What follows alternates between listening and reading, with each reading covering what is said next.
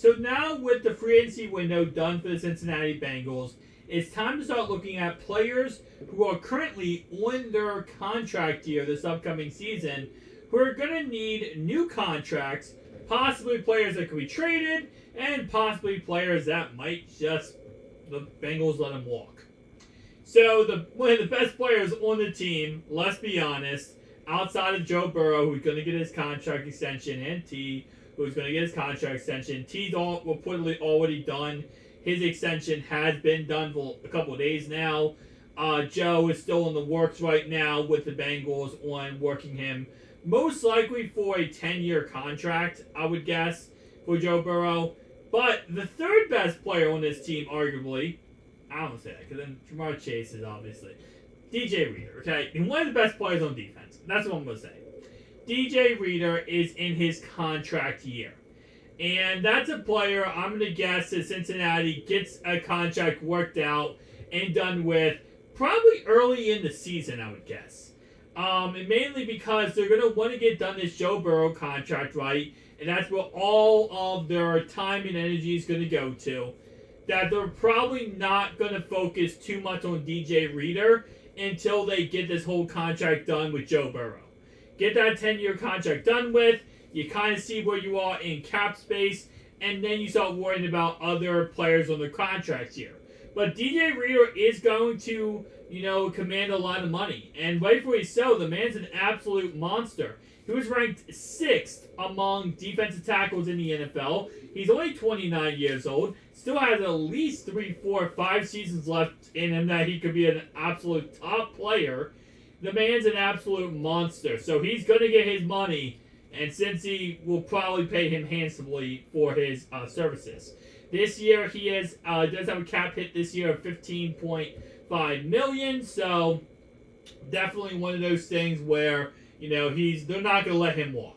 They're not going to let him walk. They're not going to trade him. Now, could they trade him? Yes, they could trade him and actually save $11.4 million. But 1,000%, I will bet my house that DJ Reader is a Bengal for the long term, especially after this next season. Jonah Williams, the man who requested to be traded, who is currently going to be playing right tackle for the Bengals and is now in a contract year. My guess is they will continue to shop him around, try to get the best value they can or what they expect to get from Jonah Williams, and if they can't trade him after this season, they will let him walk. My guess is they just let him walk, he moves on, finds another team, plays somewhere else, or maybe retires if nobody else wants him. But I highly doubt Cincinnati does re-sign him. He wants to play left tackle. He's been very vocal about that. He requested a trade because he wanted to play left tackle. So I think Cincinnati's not going to say, listen, Jonah's not going to sign back for a long-term contract to be right tackle, right? He'd rather probably go test free agency and say, hey, I want to play left tackle somewhere. And let's say no team signs him. Maybe then since he brings him back on a league minimum deal, 1 year or a couple years on league minimum, nothing guaranteed, to be a backup right tackle. But I highly, highly, highly doubt Cincinnati brings him back in any way. Joe Burrow was skipping him because, again, like I said, extension's worked on right now. Tyler Boyd. He's an interesting case because he himself has responded to all the rumors of the Bengals possibly cutting him, trading him, getting rid of him. And he said, hey, listen, I'm guaranteed this season, and that's what I'm working on, right? And at the end of the day, that's true. The chances are they're probably going to end up letting him walk. Could they possibly try to trade him? It's possible. But based on what I've heard and everything I've heard about the Bengals right now, they're not interested in bringing him back. What they're going to do is they're going to draft a wide receiver in this upcoming NFL draft, and he will be the air replacement of Tyler Boyd. Now, is it possible that they draft a guy in the 5th or 6th round? By the way, they're not using great capital on him, but let's say they draft someone in the 5th or 6th round and he really doesn't blossom. then it's very possible they do bring Tyler, or they work out a contract with Tyler Boyd for 1 year for a league minimum and try to bring him back there. I don't think Tyler Boyd's going to accept that, though. I think Tyler Boyd's going to want to go get at least one more contract before his career is done in the NFL. He's 29 years old. He's on that kind of crisp of, 31, 32, 33 is when receivers start to drop off. So I think he's going to try to go ahead and go out there and get a 4-year contract with another club and just get paid. I don't think he's going to accept league minimum. So I think, in all honesty, it might be the last year for Tyler Boyd, and I think Cincinnati understands that, and they're going to try to draft someone to replace him. Logan Wilson. We already know they're going to re-sign Logan Wilson. My guess is probably by mid-season, end of this season, upcoming season, they work out a contract with him. Most likely a 4-year contract. It might be very similar to what we saw out of the Jermaine Pratt deal. We might see a very similar deal with Logan Wilson. Kind of same structure, too. Could be a 4-year deal instead of a 3-year deal. It's very possible ends up just being a 3-year, $7 million, $21 million deal. But that's going to be that. Irv Smith Jr. I do not believe he will be brought back unless he absolutely amazes the Cincinnati Bengals. But I don't really think this is a deal for Irv where he's coming in thinking he's going to be a Bengal for life. I think this is a situation where he's coming in to try to prove he still has it in him, right? He has been known his whole entire career for injuries, so he wants to come in, be healthy, stay healthy, play amazing with Joe Burrow. You got an amazing quarterback, He can really elevate your career. And then after this, he goes out there and signs a big contract with another club, kind of like what we saw to CJ, right? When CJ left Cincinnati, he played for Cincinnati, went out and got big money from the Jets. We saw Hayden Hurst do the same thing with Carolina. It's very possible we see the same concept happen with Irv Smith. And with him being only 25 years old, yes, he's had a lot of injuries. I think this is his kind of comeback tour. It's a 1-year prove-it deal where, Cincinnati understands, listen, we're drafting a tight end. We brought back in Drew Sample. Obviously, he's coming back on the primary focus that, he's going to be a blocking tight end like he was drafted to be.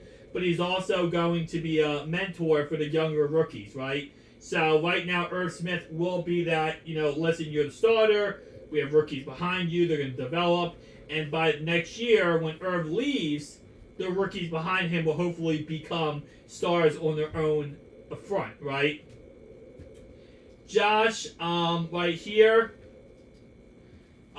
interior defensive lineman. He's 29 years old. He's on his last year of his contract. League minimum, maybe bring him back for. He hasn't really been making too much money in the ballpark range of 1.4 to 1.5 million. So I'm not expecting him to come back anyway for really expensive money, but bring him back just cause, I guess, for interior, just depth purposes. Max, I always say his last name wrong. I'm not going to try to butcher it. He was only brought back. Max was only brought back because the fact that Jonah Williams did not want to play right tackle. They brought back Max for a 1-year league minimum deal because at the time, this was the understanding, was that Jonah would play right tackle, right guard, backup would be Cody Ford, my bad, would be Cody Ford as a backup to Kappa, and that would be that, right? And we, as Bengals, that was the understanding. Then next second out of nowhere, Jonah's like, hey, listen, no. If you make right tackle, I want to be traded. So then Bengals like, okay, crap. We'll bring back Max then as a backup to Kappa. We'll put Cody Ford as a backup right tackle. And if obviously Jonathan, why do I keep calling him Jonathan, bro? Jonah Williams wants to be traded, and we trade him, then Cody Ford can be right tackle, which would be a scary day. So they won't bring him back. They might bring him back.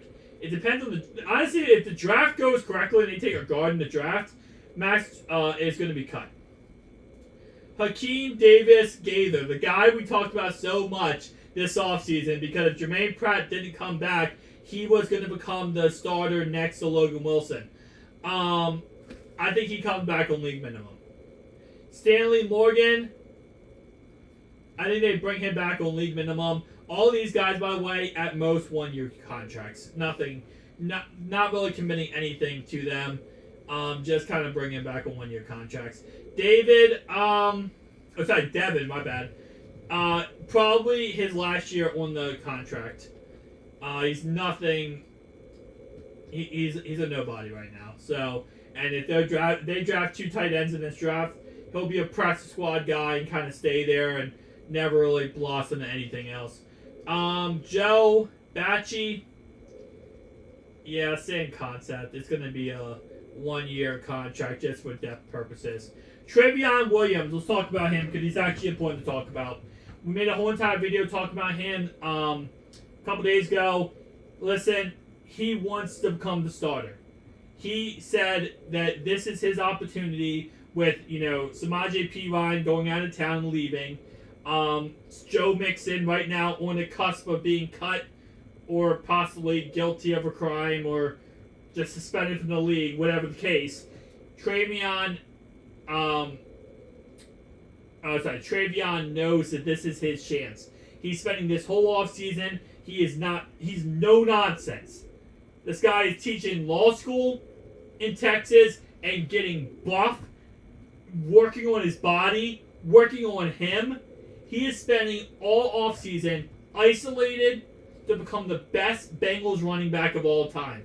He has said that he wants to impress his coaches, the coaches in the NFL. He wants to impress his teammates and the NFL players in the NFL. He is so committed to becoming an RB2 behind Mixon, or if Mixon goes, RB1. And I want to see it. I want to see it. I have never supported a player more than I'm supporting Trevion Williams here. This man has just blew me away. He's on his final year of his contract. I say they do re-sign him, mainly because he has been an absolute monster with special teams. Outside of actual, him becoming starting running back or backup running back, he's been a monster on special teams. So he'll probably get a 3-year league minimum deal. So he'll definitely come back. Trent Taylor, league minimum. Hakeem, cut. Hakeem is going to be interesting. So he's the backup right tackle right now. And I know I mentioned Cody Ford and Jonathan. Oh my God, Jonathan. Jonah Williams. I mentioned those 2 guys, and obviously right now Collins is hurt, so he won't be the starter until week 4 or 5. And Jonah Williams, Cody Ford. Hakeem's on there too. He's also the right tackle. I don't bring him up because he's not good. He's really not good. And if the draft goes the way it should go, where Bengals take even 1 tackle in this whole entire draft, Hakeem is cut. If they take 1 tackle in the draft, Cody Ford's also cut. Maybe, depending on what they do at max. Because they could always move Cody to right guard. Marcus Bailey. They're going to keep one of those guys. But it also depends on what they do in the draft when it comes to linebackers. Sidney Jones is just depth purposes right now. He's like a roster spot fill-in case they don't draft someone really high. He's a roster spot, but they draft someone high, he's off the team. This is the Cowboys guy, Basham, they just got. I think he'll be on the team. I think they're giving him 1 year. After 1 year, he'll probably be gone. Cody Ford, he's on the team right now, until further notice. Tanner Hudson, again, like I said, another guy that simply is on the team right now, but depending on this draft, might not be on the team. They brought back Michael Thomas on a 1-year contract, a strong safety.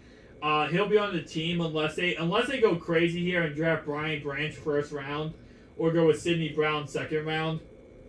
Even then, I couldn't see them getting away from Michael Thomas. He's also a good special teamer, so he'll probably get another 1-year contract, league minimum. Trenton Irwin, league minimum. Drew Chrisman, we talked about him before too. He's a punter. I think they're going to get rid of him and Huber. I messed up one of my videos. So he took over after week 11 because Huber sucked. So I think Huber's going, and I think he's probably going to. They'll probably pick up some undrafted punter and do like a tryout, whatever. Allen, George, league minimum. Nick Bowers, Actually, let me see. No. He'll be cut, definitely. He'll practice squad. Allen, George. Yeah, he'll be either practice squad. A lot of these guys are going to be practice squad, actually. I gotta say, going down this list here, probably all these guys are going to be practice squad. All the way down to Jake Browning, who we talked about before, will be the backup quarterback to Joe Burrow. He will be the heir apparent to Joe Burrow if Joe does go down. They brought in Trevor Siemian to see if they liked him. They didn't sign him. So that just goes to show Jake Browning is still his job as the backup quarterback. Now, here's the big but about all this, that they are going to be bringing in a couple quarterbacks in preseason to compete against Browning to see, can they possibly take over the job over Browning, right? If Browning stands tall, plays smart, I think he'll stay with the Bengals. He'll be the backup quarterback, and he'll probably get a 2-year league minimum deal. And I think that's pretty much how it's going to be. Now, again, if, let's say, another backup comes in and he's pretty solid, they could always keep Browning as the third-string practice squad guy, keep him on a league minimum contract of 1 year, and then that's that. I don't know how Cincy's going to play this because they don't really need to focus right now on backup quarterback, but Browning knows the offense. He knows the system. He can run it at a competent level. He's done it before in preseason, twice, 2 different years of preseason. He knows what he's doing, right?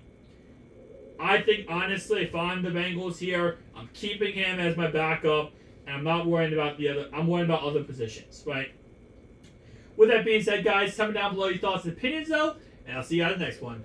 Peace out.